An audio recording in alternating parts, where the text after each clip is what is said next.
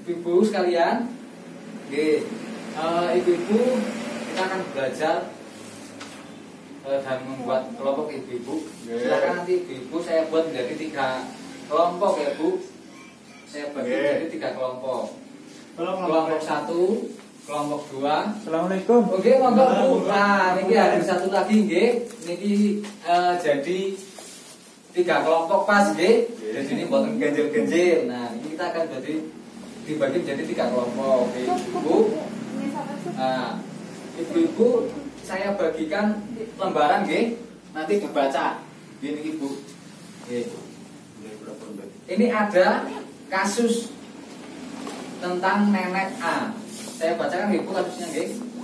Nenek A itu berumur 76 tahun.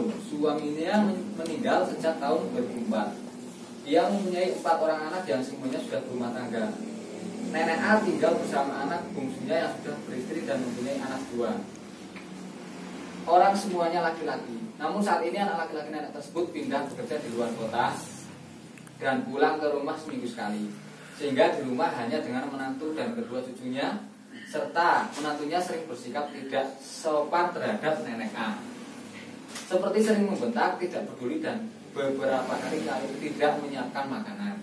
Kegiatan nenek sehari-harinya menjaga ruko miliknya. Namun akhir-akhir ini ia sering ditipu oleh pembeli orang yang mengatasnamakan menantunya untuk mengambil barang dagangan jika menantunya sedang tidak ada di rumahnya. Bahkan terakhir kali si nenek tertipu oleh orang yang mengambil barang dagangan sekitar 3 juta. Memperhatikan kondisi demikian, maka anak-anaknya menyarankan agar si nenek berhenti berjualan. Namun nenek tidak mau karena lumayan menghasilkan. Nenek A sering mengeluh dan mengatakan bahwa anak-anaknya tidak sayang padanya karena sering berselisih paham. Padahal anak-anaknya semua sayang kepada nenek tersebut.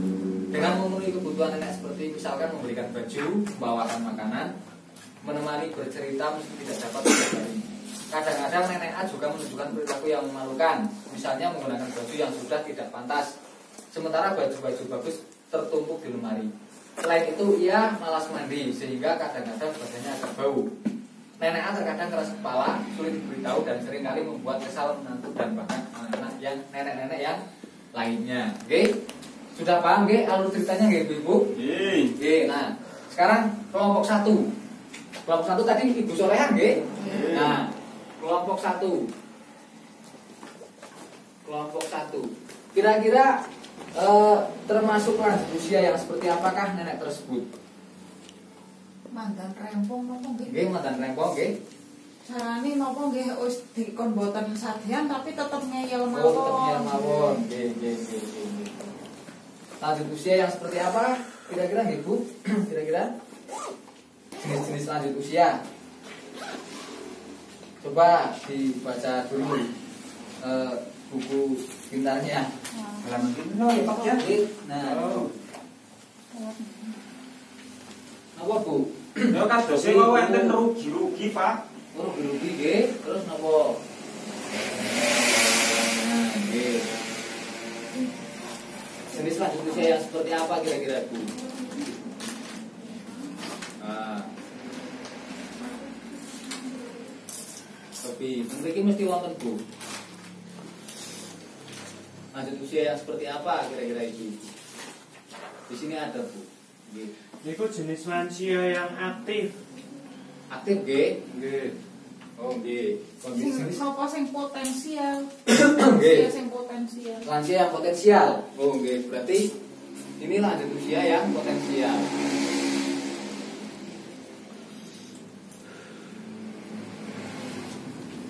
Lanjut usia, ciri-cirinya apa Bu? Wow, lanjut usia niki potensial. Masih sakit usaha. Masih sakit usaha. Masih bisa usaha. Napa malih? Kuat bekerja. Kuat bekerja. Masih produktif niku Pak. Produktif nggih. Produktif. Nah, niki ciri-cirine nggih. Ciri-cirinya bahwa lanjut usia tersebut lanjut usia yang punya potensi. Terus yang kedua niki kelompok 2 Bu. Wahyono. Nggih. Kelompok 2 niki pertanyaane apakah nenek tersebut mengalami kekerasan? Jika iya, kekerasan apa yang dilakukan oleh anak atau keluarganya? Bahwa mengalami kekerasan apa mboten? Niki turune rencana kula wau sekokok niki. Nggih. Niku sih mboten mengalami kekerasan. Cuma kan janjane anu rasane iki niku tok rasane si nenek baperan carane lah nggih anu mboten di napa jenenge ujare mboten dipedulikan nggih. Tapi sebenarnya kan anu anake kan anu pada saya. Oh, saya nggih. Nah, ibu-ibu coba baca dan ulangi ceritanya nggih. Bahwa pendapat Ibu Ayana tadi tidak mengalami kekerasan. Tapi di sini diceritakan bahwa menantunya sering bersikap tidak sopan terhadap nenek A, seperti sering membentak, tidak peduli, dan pernah beberapa kali tidak menyiapkan makanan. Nah, itu termasuk penelantaran apa mboten? Nggih. Oh, nggih ya Pak, nggih. Nggih. Berarti niku mengalami kekerasan apa mboten? Nek kados niku ya Kekerasan nggih. Mengalami kekerasan. Nggih, nanti oh, nggih, Pak mau kemboten kepaos. nggih niku ibune jan pripun. Mungkin dibaca lagi nggih, Bu. Nggih. Nah, terus kekerasan apa Bu yang dilakukan oleh anak atau keluarganya? Wow, sing dilakukan menantunya kan Niko bersikap tidak sopan, membentak. Nggih. Nah, niku termasuk bentuk kekerasan apa, Bu? kekerasan niku kekerasan fisik niku nggih. Kekerasan apa? Sing makan fisik bukan Fisik ya? menyiapkan Fisik. Oh, berarti ada kekerasan fisiknya nggih? Mboten. Ada kekerasan fisiknya. Nggih. Terus ada kekerasan apa?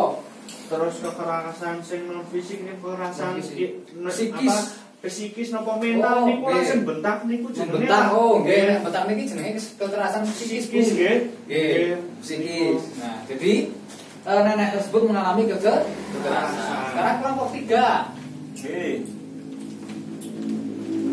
Kelompok 3, pertanyaannya, apa yang dapat dilakukan oleh anak, keluarga atau orang terdekat jika menghadapi lanjut usia yang demikian, Bu? Misale mbah jenengan kados niku jenengan kepripun? Ya kudune Sabar, sabar, nggih. memberikan pengertian. Pengertian. Terus nomore dirayu. Nggih, Dirayu. Terus Dicukupi kebutuhan. kebutuhan. Terus nomore Ya mengarahkan yang baik-baik. mengarahkan Pak. yang baik. Nggih. Intine niku Mas. Konseling sholat. Nggih, intine anak-anak niku siap. Siap. Anu niku nggih. Ya. Nggih. Nah, dari cerita tadi dapat disimpulkan nggih Ibu bahwasanya yang terkait dengan hal tersebut, gambaran lansia yang sudah mengalami keterbatasan nggih Bu, sing kadang-kadang itu berada di dalam situasi yang kurang nyaman karena hak-haknya dilanggar oleh orang-orang yang kurang menyadari keterbatasan dan kebutuhan lansia. Lah, ibu-ibu sekalian, besok harus sadar nggih Bu, bahwa kita juga akan menjadi lansia. Malah dugi lansia napa mboten? Nah, sakiti. mulane harus diperhatikan kebutuhannya dan dipenuhi haknya.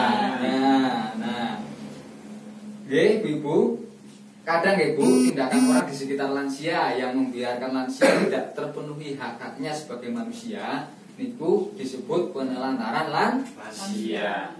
Dan jika lansia mengalami hal-hal yang merugikan dirinya, termasuk hal-hal yang membahayakan lansia, baik secara fisik maupun psikis. Nek terjadi yang seperti itu disebut sebagai kekerasan terhadap lansia. Lah, di sini ada definisi penelantaran dan kekerasan terhadap lansia nggih di peringkat 7 niki ada gambarnya nggih Bu.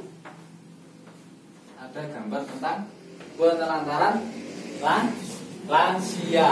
Nah, ini adalah contoh penelantaran lansia nggih Bu. Penelantaran lansia adalah tindakan orang di sekitar lansia yang membiarkan lansia tidak terpenuhi hak-haknya sebagai manusia. Contohnya apa Ibu-ibu? Contohnya adalah membiarkan lansia tidak makan, ngelien, nggih. Terus membiarkan lansia sakit, tidak diperiksa ke puskesmas atau dokter. Kemudian membiarkan lansia kesepian, Bu. Terus nek padane lansia tunggal mestian pripun? Nah, niku tanggung jawab anak-anaknya untuk Kesepian menemani nggih, dan keluarganya. Yang selanjutnya membiarkan lansia pergi sendirian sementara kondisinya sudah pikun, nggih. Bukan kesasar. Bukan kesasar, bukan hilang, nggih. Pengalaman nggih, Bu. Pengalaman dulu saya juga ikut mencarinya nggih, Bu. Menginformasikan maksudnya.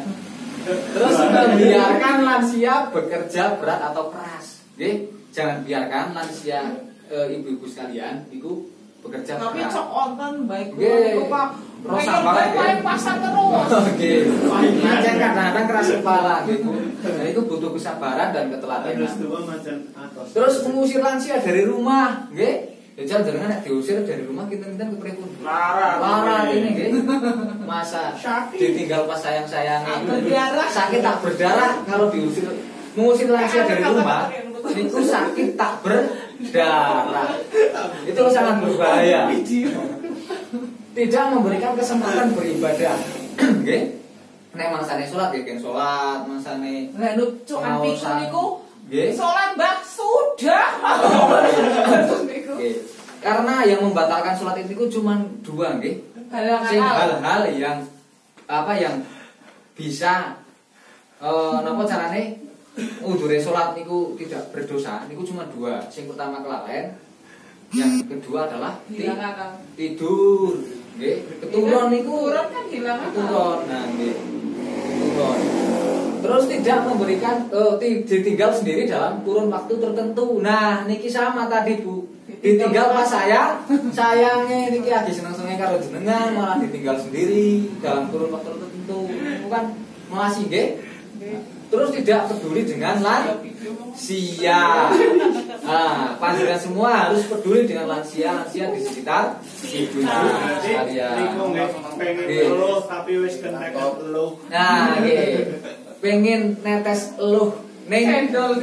dadamu Pengen iki curhat jenenge, karo Bu. sapa? Nah, pengen curhat nanging karo sapa? Sambat kali sinten nggih Nah, ajeng sambat kali sinten yang sampun mekaten niki berbahaya nggih, Bu. Nah, nggih. Mungkin untuk sesi yang kedua ini saya cukupkan sekalian. Besok akan dilanjutkan kembali nih, Bu, karena waktu yang sudah membatasi kita. Terima kasih. Saya akhiri. Wassalamualaikum warahmatullahi wabarakatuh. Waalaikumsalam warahmatullahi wabarakatuh.